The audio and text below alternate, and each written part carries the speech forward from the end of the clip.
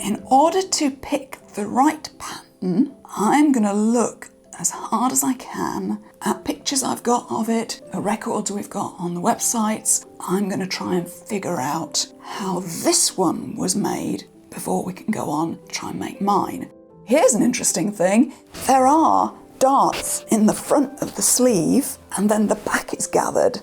I have then gone with all of the evidence I have to my pattern drafting books, 1895, 1897, 1901. I think we've got an idea of the kind of pattern we need for the coat, the body of the coat itself, a two-piece sleeve that's puffed but not too puffed, and then that big round collar. Those are the three major pieces.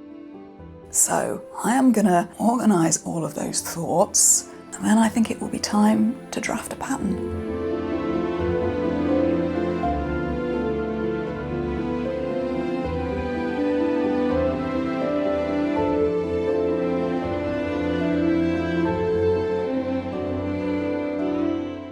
So today I want to try and derive some sort of pattern for this coat. We looked at quite a few last time. There's one here for a sort of fairly loose-fitting three-piece coat. There is one here for a four-piece coat. This one is more of a cape. It's got few pieces, but this one's not so useful because that armhole isn't meant to have a sleeve in it. So that one won't be as useful. We can't find a pattern that's exactly like this because this is a very unusual coat, but we can find something as close as possible and see if we can Frankenstein it to work. So I think I'm going to go with this three-seam coat. And this is from 1901, from this same pattern book I've been using in my previous project. I choose this because it's a fairly loose-fitting coat, which is clearly what we need. This is a fairly loose-fitting coat too, so we don't need something with lots and lots of darts and measures to try and make it smaller. So this one is quite loose. It also means that things like the centre back, the centre front, it'll all be designed and drafted with the idea of being fairly loose, so it'll probably be fairly close to what we need. However, one thing has changed for me. Looking at this, I thought that this was a three-piece pattern, the back velvet piece, the side velvet piece, the front velvet piece, you can just see the edge of it there. And then these two white pieces, I thought these were going to be just triangular gauze, just a bit inserted in. I'm not so sure it is anymore because, first of all, these line drawings in this book, this is 19th century fashion in detail from the V&A. These line drawings of the garments are quite accurate as far as I can tell, and this one shows that this white insert bit here isn't just a triangle. There's quite a section of the underarm seam taken up by this white piece, so that makes me think it's more like a very narrow coat piece than just a triangle. I also think that because I looked very closely at the pictures that the V&A sent me, the high resolution images, and as you can see, there's a pattern in this lace, and you can count the little dots in the pattern to follow the pattern up. And when it gets towards the top, it doesn't just narrow like a triangle. You can tell from the pattern of the lace that it goes over like this. So again, it looks like a pattern piece for the coat that would be curving over into this armhole somewhere here. So it's not so much that I've got a three-piece coat and two extra triangles to put in, it's that I've got to break up this pattern into more pieces and to have two little narrow pieces that are going to be made out of this white silk. So what I'm going to do here, and what I've started doing here, is tracing this pattern just as an exercise to get my head straight and having a think about what I need from this pattern and what I need to change. So I think, the neckline, the armhole, the back is as I want it, even though it's a very loose-fitting coat. These coats always, in all of these patterns, come in a little bit at the back to into the waist. I know not everybody watching sews, so just to make it clear, this is the front of the coat. You can see the buttons, a lapel, and here's the shoulder and the armhole and the back of the shoulder, and this is the back of the neck and the centre back of the coat. it's like your coat has been, half of the coat has been laid flat. And they always have this dip into the back of the waist. So I thought about taking that out and just making it go straight down, because the back of the coat is pretty wide and fairly shapeless. You've not got sort of swoop into the waist like you often have on Victorian coats and bodices, but I think we do still need that little dip in at the waist. So I'm going to go with what the pattern says for that. I'm also going to keep the line at the front. On all of these patterns, you can see how the front edge of the jacket isn't vertical. That's the vertical line. And the front edge is at an angle. And again, I thought about changing that and making it straight down at the front, because maybe the velvet is the nap is gonna have to match at the front, I don't know. But again, I think I'm gonna keep that line because it's not straying too far out, and because I think that is there to ensure that the coat closes at the front and doesn't gap open. Or at least I'm going to make it like that, mock it up like that, and if I don't need it, I can cut a bit off, which is a lot easier than adding a bit on. So the basic outline of the coat is going to be pretty much as this pattern. But what's going to change is what happens in the middle with these different pieces. So I think we are going to need this bit here, because that's what you can see here. And it doesn't swoop in too much. This one is fairly straight up and down. So I think that matches reasonably well, with not too much distance between the top of that seam and the shoulder. So I think that works there. I think the white insert bit there goes on this side of this seam. So I think this piece does, I don't know, something like that. And then flares out below the waist. Can you see? So you've got that white insert is going to be there. And then the same thing's going to happen here. I think that from the pictures I've looked at, I think this front piece ends under the arm, but fairly towards the front of the underarm, which means you've got potentially a piece somewhere here, something like that. And they're probably more the same width. And then these white bits flare out below the waist, and so do the skirt pieces. I think it's something like that. Now we have to think about what the heck is going to happen below the waist and how big these pieces are going to get. Well, I can see from the picture on Google Arts and Culture that the front section of the coat is fairly rectangular, fairly straight up and down. So I think I'm going to mark that in something like this. I can see from the pattern of the embroidery that it's a little bit narrower towards the top and a little bit wider towards the hem. Let me show you. So here is the picture. Let's blow it up. You can see how you've got it meeting edge to edge down the front, and this embroidery all the way up is fairly parallel to the front edge all the way up. And then the white insert bit you can only just see here on this side and here this side. It doesn't flare out that much. You can see this embroidery is where the edge is, and it's a little bit narrower at the waist than it is at the hem, but not very much. It's really very square at the front, very boxy. And here's an interesting thing I noticed.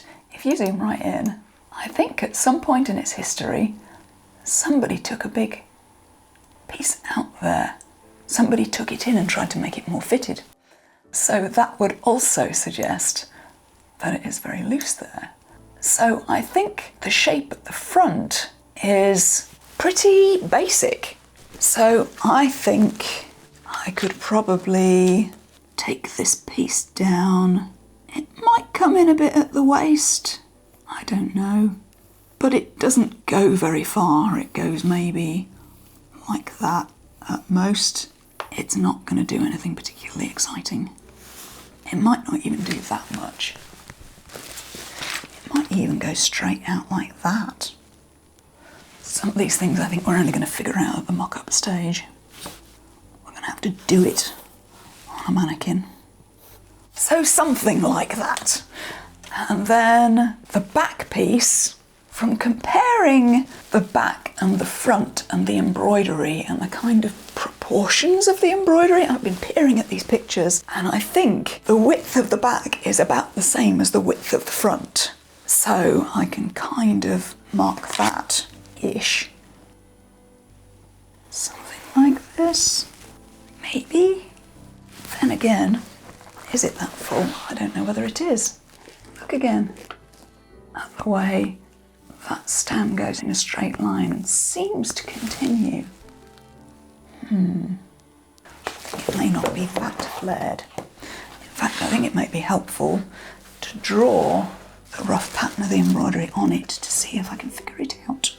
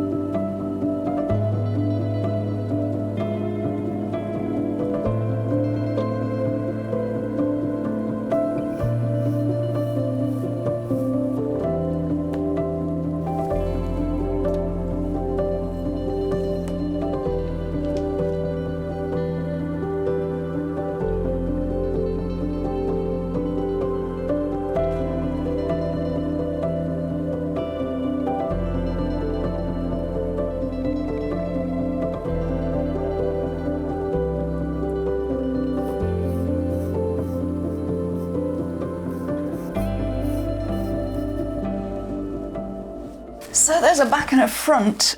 Now I'm left to figure out the side piece. And there are no clear pictures of the side. So I think what I'm going to have to do is I'm about to go off on a trip and I am actually going via London. So I think on the way to Heathrow I'm going to have to go and take a swing by the V&A and have a look at this coat for myself.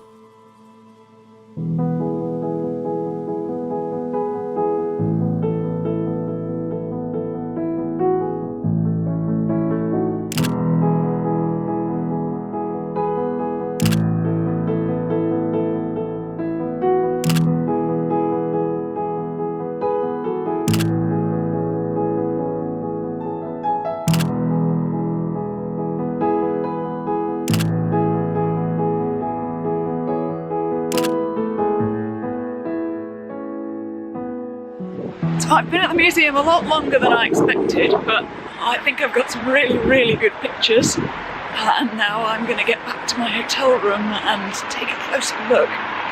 So I think I've got some really interesting things that I didn't expect.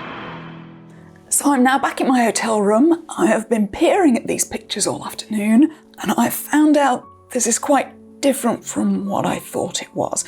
So my process at the museum was I went to the glass case where it is. I took tons of pictures, as close as I could, and then I went off and had tea and a scone and looked at all the pictures, tried to figure out what are the questions I've still got. Have I taken pictures of the things I hoped? Have I captured what I hoped? Wrote down more questions and then went back one more time to take some more pictures. So hopefully I've got everything I need. I think inevitably I'll probably come back again. But for now, I've found out some big things that change just about everything. So let me walk you through a few of these photos. So look at my screen here. Here she is. And this is a sort of three-quarters view. If you search for this coat on Google, you find pictures where other people have been to the museum and taken a quick snap of it in the case. And I knew from looking at those, the coat is side on in the case. You're looking at the profile, which is perfect because the one thing I didn't have was a picture of the side. But other people's pictures are other people's pictures and they're blurry and grainy, and inside a museum it tends to be dark and it's difficult to take a picture. There are reflections on the glass and just... So I went and took my own.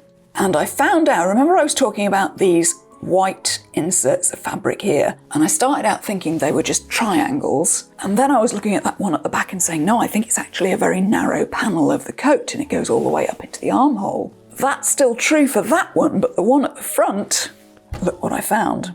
It is a triangle. Here's the sleeve, here's the front, this is the back. We're looking at it side on, and it really is just a triangle at the front. It doesn't even go all the way up to the armhole. So what I think we've got here, this edge at the front is completely straight, parallel to this embroidery here, and parallel to this side of the triangle. So I think this is one length of velvet, and remember I said they were going to be very narrow because the fabric was made very narrow at that stage. So I think that is a selvage, which means that if we go up above the top of that triangle, we should see a seam, hopefully. See, if this is a selvage here, then the edge of the fabric should continue up here, and we should be able to see a seam in there. And I think this little bit of embroidery here is covering it up. So if we zoom right in, sure enough, you see the little bit where the light changes there? I think that's a seam, and up here as well. You can just see a little bit that looks like something changes there. I think that's a seam. That's where two pieces of velvet are joined. And here's a picture of that whole triangle down to the floor. And you can see this is the edge of the fabric. It goes all the way up there and up into the armhole. So this really is just a triangle. Clearly this can't just be a triangle inserted into a big piece of velvet because the velvet would have been too narrow. So this has got to be another piece. But then as I looked even closer, the plot thickens, because I was trying to see whether this is another selvage. Because usually if this was a skirt, that would be a straight edge and the piece at the back would be cut on the bias or on a diagonal. So I wanted this to be a selvage. And then looking closer, because it's velvet, you can see the weave of the velvet. If that was the edge of the fabric, those lines that you see there should be coming out straight across where the fabric's been woven, but it isn't, it's going slanting down that way. So that isn't a selvage. Long story short, look at this over here. Can you see? Again, there's a little line there. And let's look again, there it is again. That line right through the middle of the velvet. That, my friends, is another seam. We've got two pieces. It isn't just front, front, side, side, back, back. This side piece has two pieces of velvet joined. So this all has implications for how we do the pattern. So here it is again. We've got a seam slanting there. And I think this is where two selvages are joined because look, the weave of the velvet is perpendicular to that seam. So that's a seam in the velvet, and this looks like a suspicious piece of embroidery. That stem of the flowers covers up most of that seam, I think. So if we go back to that picture of the whole side, the seam is there, and I think that seam goes all the way down, that stem there. So we've got a piece of velvet at the front, another sort of triangular piece of velvet here, and another triangular piece here. And looking at it, and remembering that velvet's got to be narrow, that is looking suspiciously parallel to that there. So that may be another seam, I don't know. I'm still looking. So we have a very different setup to what I thought.